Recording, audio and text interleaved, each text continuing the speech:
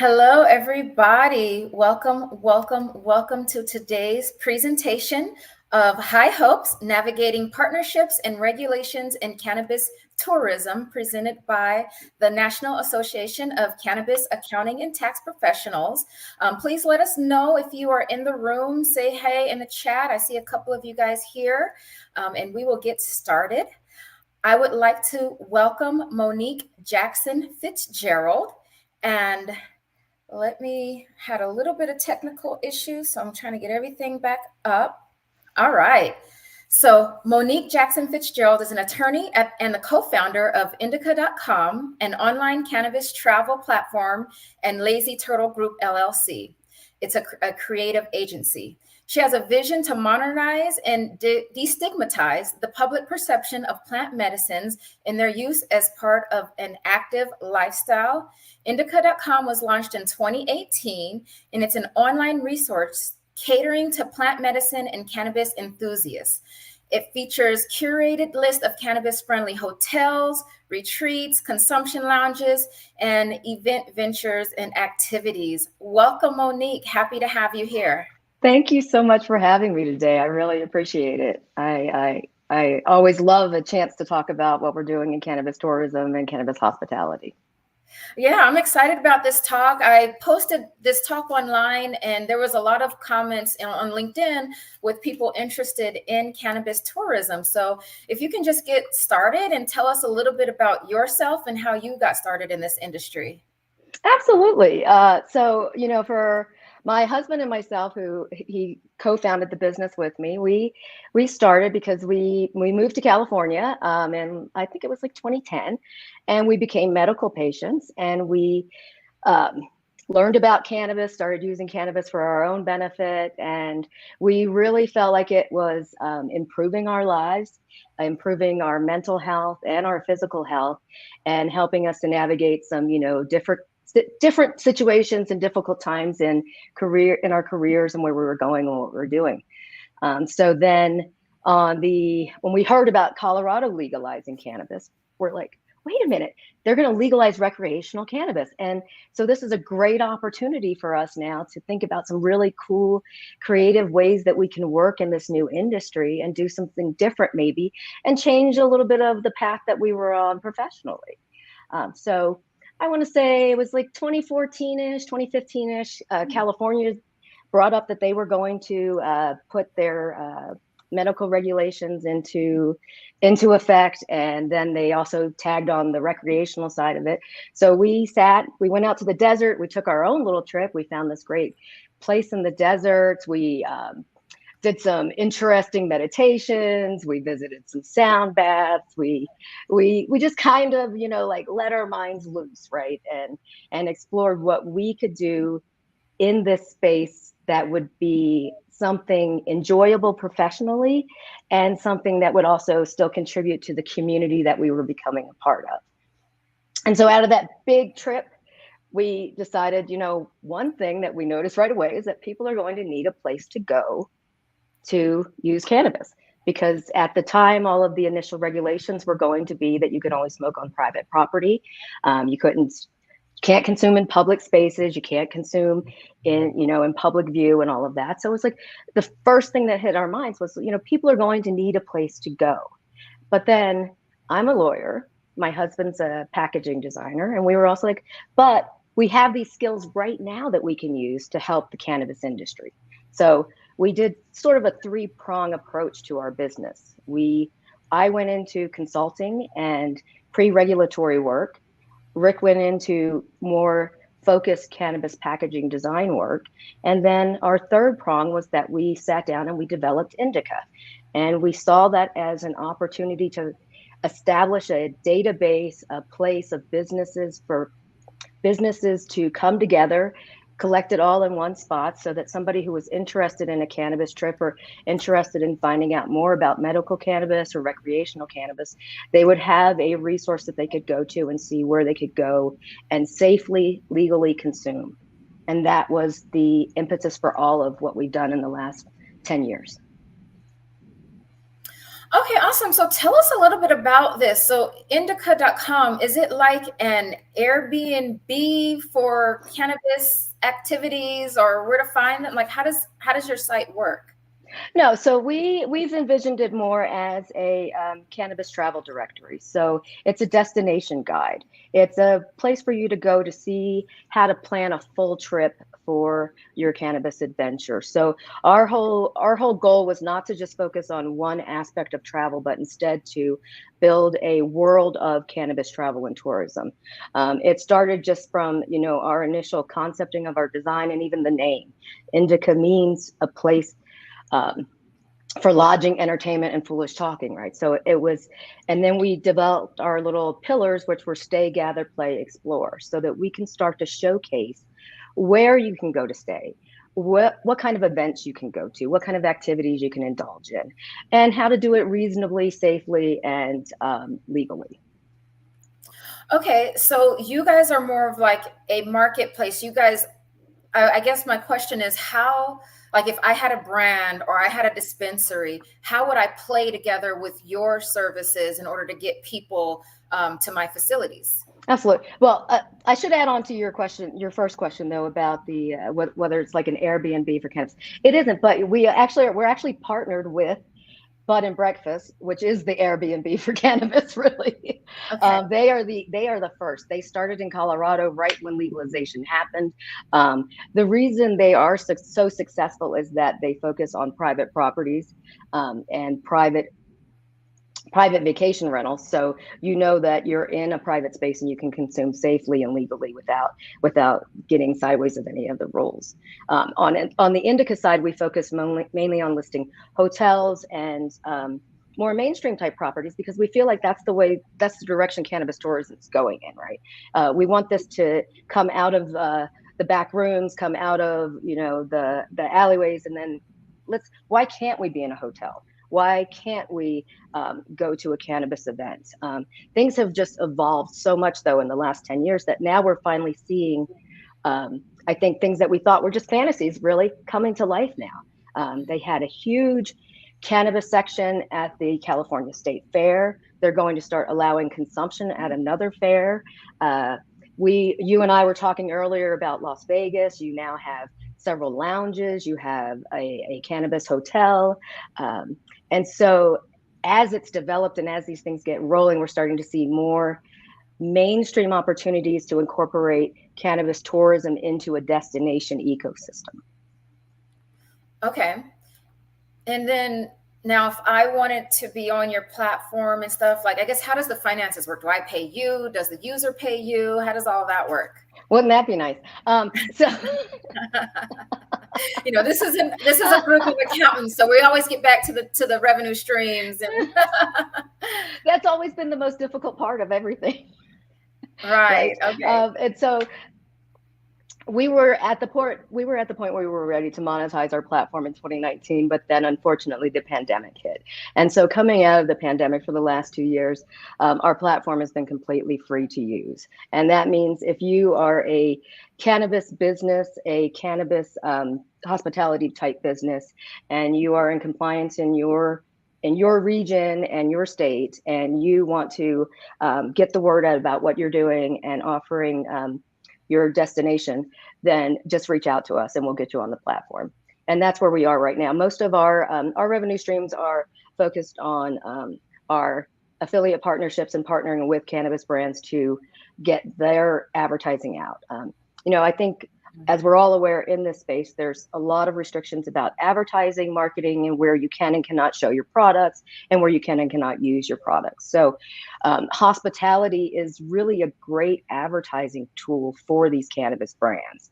Partnering with a cannabis hotel, partnering with a platform like Indica or Bud and Breakfast, it's a great way to get the word out to the new consumer that you're trying to pull into your brand, to get a visitor that's coming in from out of state that may not have heard about you and they don't know anything about cannabis. So through platforms like ours, Bud and Breakfast, these are ways for cannabis brands and cannabis businesses to get in touch with and reach the consumer, their end consumer. Okay, and I know you mentioned at the beginning of this talk that you guys started in California when they were just going medical. So I'm just wondering, is this website a place to find adult use opportunities, or do you also partner with like medical facilities so that you can go and know where to get your medicine and things like that? No, we're solely adult use focused, and that's because it is about travel, tourism, and leisure. And really, there's a saying that all cannabis use is medical use, really, because it's something that's it's it's uplifting. It can be beneficial to your overall health and wellness. It can be beneficial to your mental health. It can be a social thing. It can be a medical thing. So it's all use is the same. It's what are you using it for? Why are you using it? What experience are you trying to have? And that kind of informs the decision of where you go, what you buy, and where you stay. Got it. Okay. And so then you, as the owner of this platform, how involved do you have to be with the regulations, making sure that the facilities that you are recommending are properly licensed and zoning and all that stuff? Like, how much are you into the regulatory side? I'm heavily into it just because I also still do cannabis consulting and on that side of things. And so for me, it was really important when we created the platform that we ensure that the listings that we have are only in legal states, that the people are in compliance, that they have the appropriate licensing if it's required by their locality, that sort of thing. So for instance, if you came to me with a cannabis lounge and you wanted to have us showcase it on Indica, I would require some information from you about your licensing. Are you up to date? Are you in compliance? Have you had any violations? That sort of thing. Okay. And then we also And have people. I'm sorry. And I would say also to anyone who's thinking about doing any kind of cannabis hospitality business, any kind of cannabis business, even if you're not plant touching, you need to make sure that anyone that you work with is in compliance with their state and local regulations. Even if you yourself are not the person holding the plant, selling the plant, doing anything with it, you're partnering with them. So you don't want to partner with bad actors in the industry. Does that include like regular monitoring, like getting the annual license renewal paperwork and things like that? So we don't list dispensaries on our site as of yet. So we're not as focused as much on that type of thing. But for instance, cannabis lounges require licensing by the state. At least they did in California. Denver is just now getting, I think they have 7 active lounge licenses that are coming on board. And so it's just as they come on board and looking at like, what is your state's requirements for you? What do they need you to have to be legally operating? Okay. And then we have people from all over the country. I see Chicago, I see Maryland, and Georgia is probably they're not ready yet. But if they have, if they're in a state and they have clients that would like to be on your platform, do they just reach out to you directly, or how does that process? Yeah, they just reach out directly.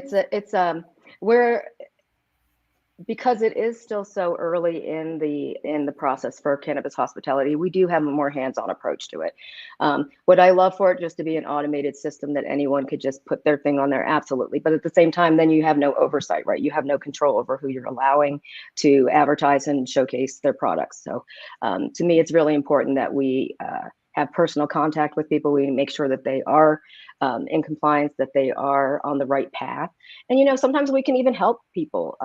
I had a call not too long ago with somebody who wanted to be listed and they didn't have a website yet. So I walked them through, like, how do you need, these are the things that you need at minimum to get started doing this. Nice. Okay. Yeah. So I think it's a great opportunity to like really, this is it's 10 years in for a lot of us, but it's still it's a new space, right? It's a new thing. So it's our chance now to really craft and create a cannabis hospitality niche that is community focused, that's advocacy focused, that's that is focused on doing the right thing and being a good neighbor to the other businesses and other partners in our communities. Mm-hmm. And that leads me directly into my next question, because I know this is a big thing that you are focused on is how can cannabis tourism businesses engage with local communities to advocate for responsible consumption and to help to destigmatize cannabis? Well, so California right now, a lot of their local tourism boards are doing some great things to further cannabis tourism. And they're doing it by actively partnering with cannabis hospitality businesses, allowing them to showcase their accommodations on, their local tourism board websites and that sort of thing. I Nice. think, these are the types of partnerships.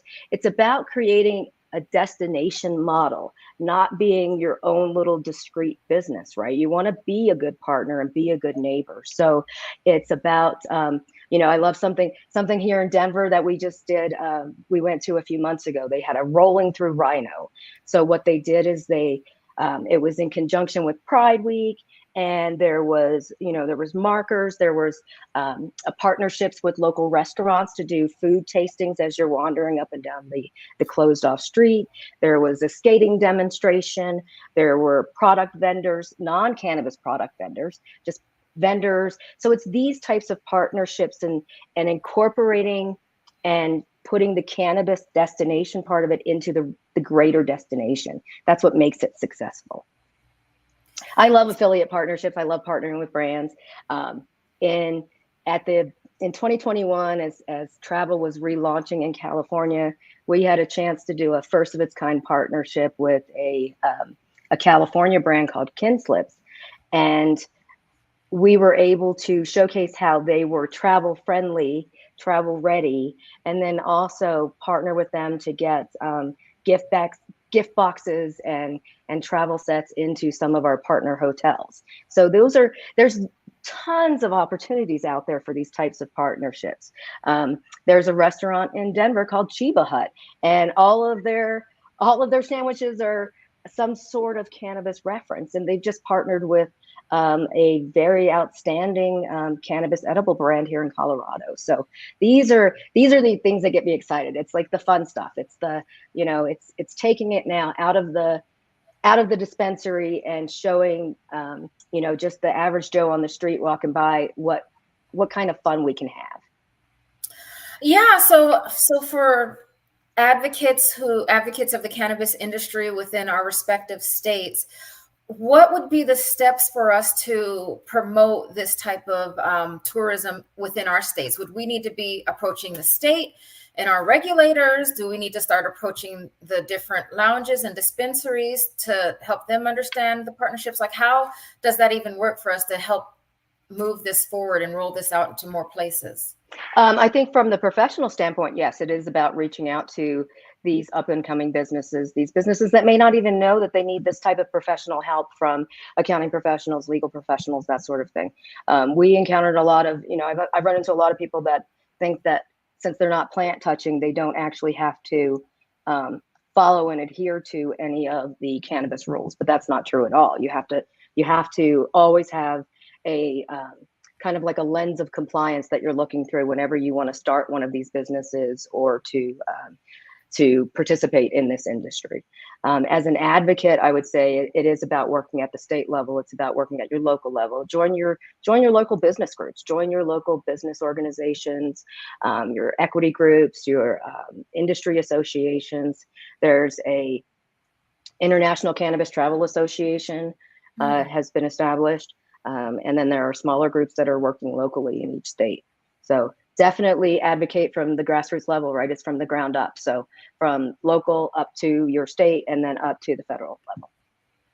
And then from moving forward from that, advocating and getting it legalized, what types of advice would you give entrepreneurs who'd like to enter the tourism sector in terms of, forming partnerships or staying compliant with local regulations? I would say first, if you're an entrepreneur and you want to get into the space, carve out your niche. Find out what gap needs to be filled. What business doesn't exist yet? What have you run into somebody who said, "Oh, I heard there was a cannabis painting thing, but what about cannabis and pottery? What about cannabis and clay? So find your niche. Don't necessarily copy something that's already out there, because there may not be a large enough market yet for there to be many of you, right? But at the same time, so look for these unique opportunities, and then look through the lens of compliance always, always. So that means you have to know your state, your local, all of these regulations. You have to know what the federal government is proposing, what they've thought about doing maybe 2 years from now. You have to have like a super long range plan. And also you have to have some flexibility built into your plan, because as we know, these regulations change so rapidly. And it's, I always said you have to have a strong foundation, but flexible walls. So you want to be able to flex and move without collapsing. So think about hurricane preparedness, and that's your cannabis preparedness plan. So think about any and everything obstacle that you could possibly throw in front of yourself, and plan for these things. Plan to overcome them. Get your professional resources together. Find your accountant. Find your attorney. Because you're going to need, you may need more than one person or professional in different areas of these things. So like for a cannabis lounge, you're going to need a real estate professional. You're going to need somebody who's knowledgeable about zoning laws and where you can and cannot put a cannabis business. Then you need to find somebody who is a cannabis attorney who knows a lot about what the regulations are. If there's no regulations in your area, would you start a business? Maybe, but if you started it, you would have to build in that flexibility that when regulations come down the line, you don't get shut down. So there's a lot of complexity in it. It's not an easy ask, and it's not an easy lift, right? It's if business is hard, cannabis business is 10 times harder. It's you're adding all the regulations, all the things you have to follow for a regular business, and then you're throwing cannabis on top of it. Mm-hmm. And mm-hmm. all of those regulations. And then some of those regulations impact what you can and can't do with the other regulations. So it's a lot. It's just like this very intricate web of regulatory, local laws, all of the stuff that you have to keep an eye on and a focus on. And usually one person can't do that. So you need to build your team, and you need to build your team strategically, and you need to build your team with qualified professionals.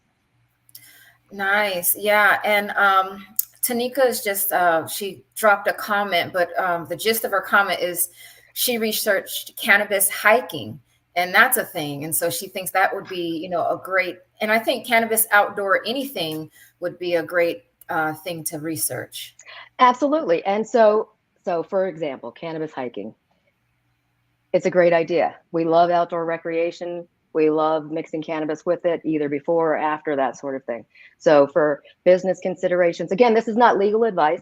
This is just general business considerations that you would have to take with one of these things is, where are you going to hike? Are you going to be in city, state parks? Or are you going to be in federal parks? Because guess what? You can't have cannabis in federal parks.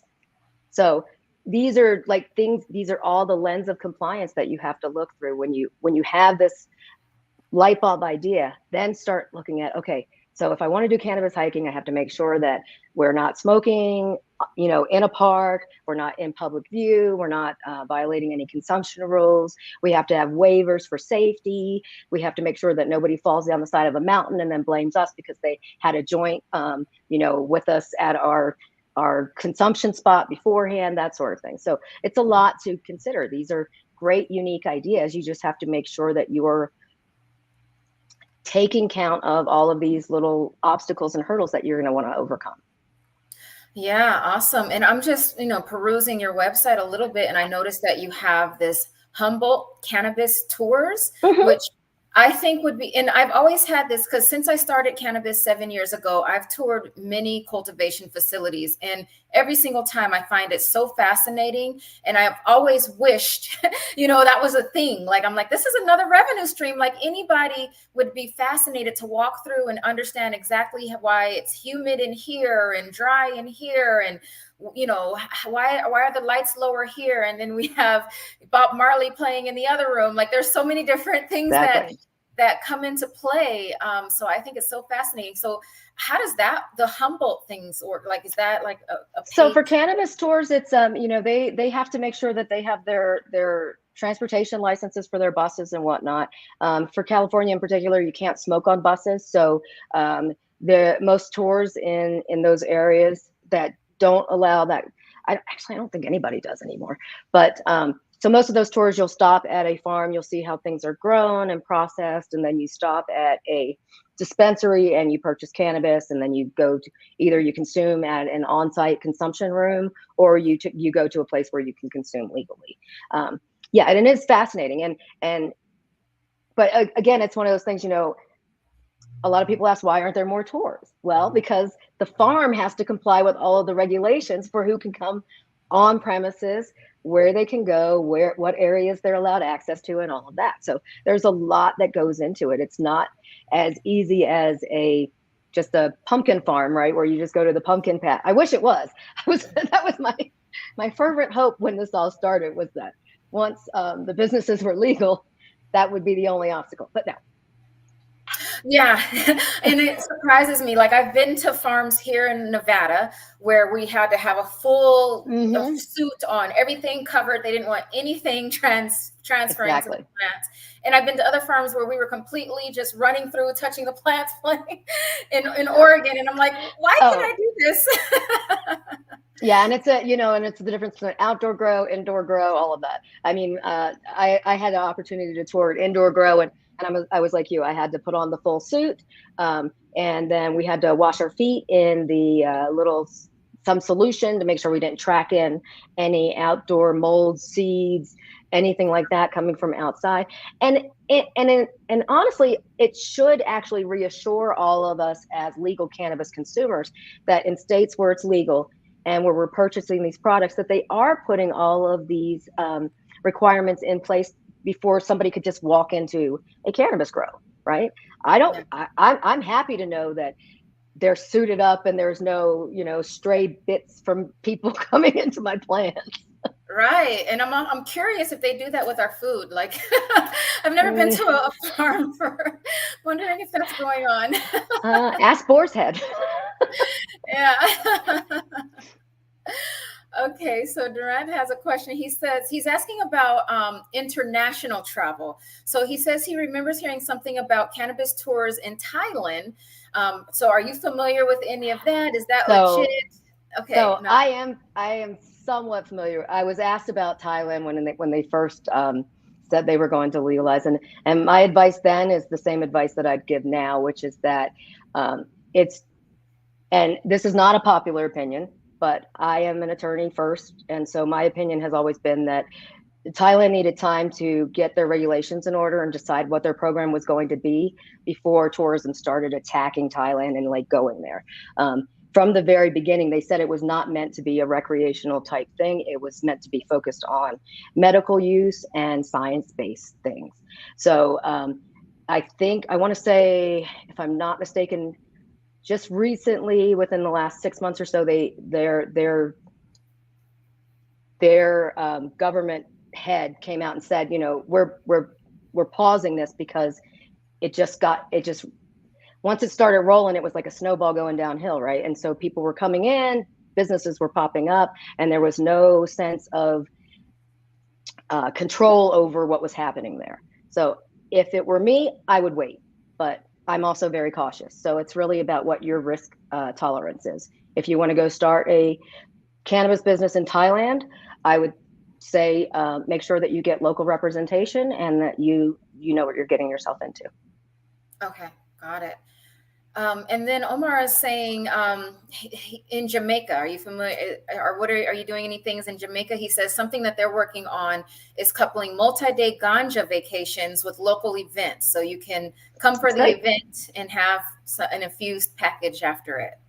Yeah, I think that's a great idea. I think it's great. I think Jamaica's got a pretty, well, I'm pretty sure Coral Cove is there. Coral Cove Wellness is there, and they do a lot of events and a lot of retreats at their property there. So I think that places like Jamaica, because they're welcoming it as cannabis tourism, they're not saying don't come. They're saying come on down, you know. So I think that's, as a tour, from a tourism's perspective, like if I'm a traveler, I don't really want to go to a place where it's undecided. I don't want to go to Thailand just yet, where it's primarily medical and I may get in trouble if I don't follow their local rules, right? It's always important to have a local guide when you're going to, in particular, an international destination where you're not going to be familiar with their rules and their regulations and how they actually treat it. Because some places, you know, it's like they're arguably illegal, but then people are still using cannabis. So it's about, do you know somebody locally who is knowledgeable and is going to keep you from stepping outside of their laws. Okay, awesome. And then now we are still in the infancy of the entire cannabis industry. So, which means this cannabis tourism thing is even smaller. So Yeah. where do you see this evolving, like the landscape of cannabis tourism evolving? I think it's just going to grow. I think, you know, Forbes came. One of the things that kind of lit a fire under everyone for cannabis tourism was in 2022. Forbes came out and said that just the tourism segment was going to be about a $17 billion industry. So, of course, then people are like, "Oh, let's do this." And Wait, where is it now? Is it even I, is there numbers out there yet? I'd have to check. I think the last numbers out of Colorado were like 1 billion in Oh, tourism dollars, in tourism spend. So that's just one state, right? And so the potential is really just kind of limitless. It really is. And I think, as a traveler myself, and all of us travel, we all go to different places, we're always looking for unique experiences. We're always looking for something that is maybe off the beaten path a little bit, or something that kind of dovetails more nicely with our personal lifestyles, right, when we're on vacation. So I just think that it's just going to continue to grow, and it's going to continue to grow and evolve, and it's going to be something that eventually will be just like going on a wine tour, and instead you're just going to go on a cannabis tour, and it will be a crafted experience for you. It will be a really unique opportunity to see something that you wouldn't see in your everyday travels. So yeah, I just think it's going to continue to grow and grow. I think you're going to see more businesses like bed and breakfast with personal vacation accommodations, and you're going to see more cannabis destination guides like Indica. It's just limitless. It really is. yeah. I mean, I'm just thinking. I didn't. So that's not my first time hearing you say or describe Indica as a cannabis destination guide. And that's just one aspect. Like if you can build out the experience and everything, man. Yeah, Every it time really I is. think about this industry, it just gets bigger and bigger and bigger to me. Exactly. We start with these small ideas that we think are small ideas, and then it's like, oh, wait a minute, this is just a small piece of a puzzle that fits into the bigger puzzle, and then it just grows and grows from there. I think it's you know, we're in a unique time in our lives and in history with cannabis, and the way it is taking off, and the way it's becoming more socially accepted. And then also then having the government, now the federal government, starting to finally consider loosening the reins on it a little bit. Yeah, and then I guess, and the sky's the limit to this as well, because now we're starting to see, like, before you just had cannabis, you get off the street from some person that you Right. don't know what it really is, and now we're starting to see cannabis luxury brands. Yes. And then, then we have things like Planet 13, which is like a huge Walmart or wholesaler. Well, it's not that cheap, but it's like a huge warehouse for cannabis. So we'll see the same thing with luxury tourism, budget Absolutely. tourism. Absolutely. It's really exciting because as legalization happened, our consumption methods changed, right? At first, you smoked. Then maybe you smoked a joint, or you did a dab, or you had a brownie. But now there's so many travel-friendly products and options for people. There are, there's the hemp-based cannabinoids if you are traveling to a non-legal state. And then if you're traveling and you don't want the odor, there's vapes, there's edibles, there's tinctures, there's there's so many different consumption methods that it really gives you a chance to explore a lot of new things in ways that you couldn't do before. Yeah, and to be just creative, be yourself, use Hmm. your talents and skills to build something. Absolutely. Absolutely. And it is. And it's about, recognizing the skills that you have to offer and then capitalizing on that. For us, it was, we love travel. We also love marketing. We love design. We love creating. And so we just went for it. It was, I was doing consulting work with cannabis businesses that were, people just wanted to learn about licensing, how to get started, all of that.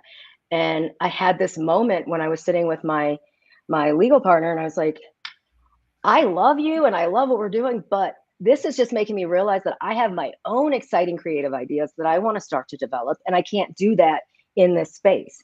And fortunately for me, she gave me the grace and the understanding, and I went off and we got to do our own thing. So, but if you need an excellent cannabis attorney, Tony Forge, Four Leaf Consulting is the girl to call.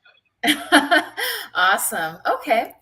And so I guess as people are considering opportunities in cannabis tourism, what are some of the potential pitfalls that a business should be aware of when forming these partnerships and collaborations? I think we've touched on some of them, but then vet your partners very carefully. Um, it's There's still, and I shouldn't even say there's a lot of bad actors. There are bad actors in the industry, but there's also just a lot of uninformed people in the industry, right? Because it is new. We're all learning, we're all growing together. So just make sure that you vet your partners carefully. Make sure that it's not just a financial agreement. Make sure that your ideals, your vision for your company, your mission for your company, that all of that is in alignment. This is I always think that in my mind, cannabis to me was always a little bit different because it was based on community, culture, and helping, right?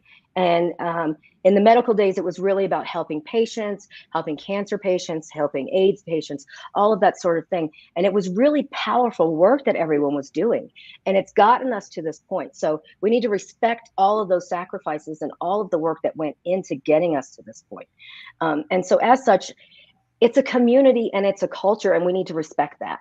And so for me, when I create things and when I think about opportunities, that's what I look at it through. I look at it as like, is this going to help forward the conversation? Is this going to move us forward, or is it something that's just going to help me personally? If it's just me personally, then maybe I shouldn't be doing this. Maybe I should be doing, just an everyday business. But yeah, I think it's our community. Let's respect it and let's honor it. Yeah, and then how do you get the word out? Like, how do you market your business and the things that you're doing um, with all the restrictions that it comes with cannabis marketing? Yeah. So a lot of our opportunities are through conversations like this, talking to people about what cannabis tourism is. It is still new, and some people don't even, they're like, cannabis tourism, what does that mean? I mean, I can go smoke a joint somewhere. It's like, why would I care about that? It's like, no, it's way more than that, right? It's about it's Mhm. about exploring a destination, doing activities, doing all of this stuff. So it's yeah, I feel like we have these cool viral marketing opportunities. Social media is still a bit of a landmine for getting the word out about even cannabis hospitality businesses. I mean, we've been shadow banned on Instagram for like 5 years. So, Mhm. because you just can't mention the plant. So it's about really like developing partnerships with other mainstream businesses. I saw the coolest campaign ever. I think it was out of a place, I think in Canada, where they can't really advertise. And so the dispensary paid for ads for the nail salon next door. So they're in the advertisement. And at the That's nail a salon good next door, idea. they talk about get this lit color and things like that. So you have to be creative. You have to really think outside the box. You have to think these four walls of compliance. Some people look at it as like a little like a barrier or a box. I look at it as you got four walls that you can work within. You got all that space you can do stuff in. So don't limit yourself. Don't think because you can't advertise you know in a regular magazine that you can't advertise anywhere. You can. You just have to make sure that you're partnered correctly and that you're doing it correctly and in a way that's creative and doesn't cross any lines. Yeah. And then as tourists, what types of things do we need to look out for? Like, let's say, for instance, I want to visit Colorado and I hear about this tour. What types of things do I need to look out for to make sure that it's safe?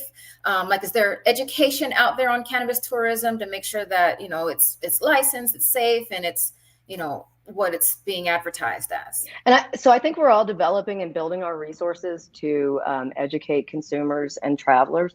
And as we're doing that, though, it is incumbent on consumers to do their own research. So if you look up Cannabis Tours 101, right, and you see their website hasn't been updated in 10 years, and they may not have a transportation license, they don't really, these are tip-offs to you that this may not be the best tour to take. Look at their reviews, look at the businesses they're associated with, look at their social media, see where they've been, what they're doing. And then for cannabis lounges, consumption lounges, businesses like that require licensure, you can go to your state's cannabis control board websites and find out if they are licensed and if they're in compliance. So that's the number one place to go to check that out. Always check to make sure it's a legal business. Okay. And then don't buy weed on the street. Don't buy weed on the street. Yeah. Okay. Unless you know. How do you? Oh yeah. No, don't do it. Family Guy. Now, how do you address concerns about responsible consumption and safety in cannabis tourism? You mentioned earlier a little bit about going for a hike, but making sure people aren't falling off the edge. And yeah, so I think that is what every cannabis tourism business should have in mind. They need to have a risk mitigation plan. They have to have some sort of SOPs that dictate how to recognize overconsumption, how to recognize, if somebody is maybe not reacting well to it. It's a plant. Everybody reacts differently to it. So, the general rule of thumb has always been go low and slow, right? So you can always add more, but you can't take it away once you've already had it. So keep that in mind. But from a cannabis business perspective, it's on them. That's part of their business plan. They need to have risk mitigation. They need to have education. They need to have a SOP for addressing these issues. Industry-wide, is there an SOP yet? No. People are trying to develop SOPs that we could all benefit from and use, just kind of across the board, and maybe tailor to our individual businesses. But until that happens, it's up to you as a business owner to make sure that you're addressing these concerns. You're going to have insurance. You're going to have some waivers, pre-education for people. Tell somebody if you feel a little dizzy, maybe don't do this activity, that sort of thing. So it's a fine line, right? You want to be, we want to have fun. We all want to have a good time, but we want to be proactive and make sure that nobody has a bad time, and that nobody has a time that causes any kind of injury or makes them maybe never want to do cannabis again. Yeah, no, that makes sense. And it seems like it would go down to the state level, the regulators, because here in Nevada, I've been to a couple of we have the lounges, but within the lounge, the waitresses they have guidance where they can only serve you every 30 minutes. So they watch your consumption. Absolutely. And they don't come back and take additional orders to make sure that you're okay. Exactly. And then the other thing is also making sure that we're not there's no diversion to minors, right? You reminded me of that when you mentioned Vegas, because my experience at New Woo Cannabis Lounge when it first opened was amazing, but it was interesting to see all of the procedures they had in place for how you could consume on site. And for me, it was, they brought you the joint, they opened it in front of you, handed it to you, and then took the packaging away, so that there was no way for anyone to maybe adulterate the package, put something else in it. There was no way for you to take a joint and give it to somebody who wasn't, ID'd and in the venue. So it's those types of, it's like there's no dram shop law yet for cannabis across the board, but it is very similar, right? It's about training your hospitality workers to recognize signs of overuse, to recognize signs of diversion, any of that type of thing. Yeah, I think it'd be good to look at states that have consumption laws, Absolutely. pull the best practices out of that. Absolutely. Yeah, awesome. Well, I have went through all of my questions. Oh, that's fantastic. This was so much fun. I really enjoyed talking about this. But yeah, if there's any questions from the audience, please drop them in the chat. But if not, just let us know if you have any final words or, anything. We Um, know where to find you. right. I just think it's, it's a great time to think about creative ideas that you can do to impact cannabis hospitality. It's a great time to really explore these opportunities. It's not often in America where we get a new industry, a new type of business that we can all participate in and that we can all participate in, right? So this is our chance. This is the time to do it. Yeah, awesome. Well, thank you so much for your time. Thank you. Looks like there are no other questions, so I'm Okay, going to let you excellent. Well, go. this was awesome. Thank you so much for having me today. I really appreciate it. Awesome. Bye. Bye.